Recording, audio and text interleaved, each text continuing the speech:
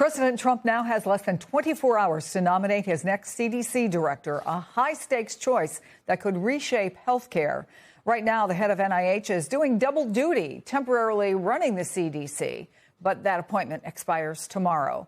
No matter who is chosen, they'll take over a CDC in turmoil, marked by a year-long period of chaos with mass layoffs, a deadly shooting, and completely hollowed-out leadership. Joining me now, someone who knows the ins and outs of the CDC under the Trump administration, Dr. Dimitri Daskalakis. It's good to see you, Doctor. I know you're former director of the National Center for Immunization and Respiratory Diseases at the CDC. I also know you resigned in August in protest. So I want to start by saying you wrote in your resignation that you had never experienced such radical non-transparency, nor seen such unskilled manipulation of data to achieve a political end rather than the good of the American people.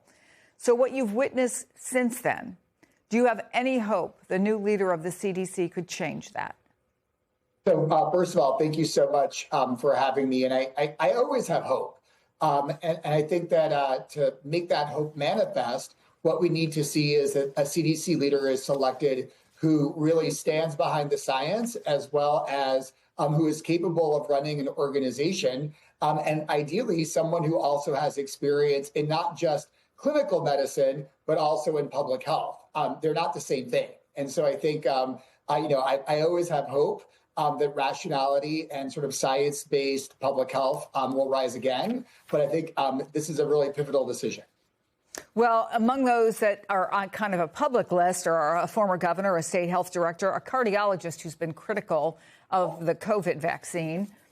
What do you think, in an ideal world,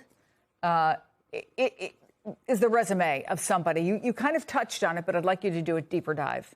Yeah, no, I think that the resume of a person who should run the CDC is someone who has had experience in public health. And ideally, I would say in governmental public health, to understand, how a local jurisdiction functions, what the ins and outs are, what the challenges are, someone who's had experience working in political spaces. I mean, science and politics need to be firewalled in so many ways, but science and public health exists in a political environment. So I think that those are the things that I would want to see if I were the person nominating someone for CDC director.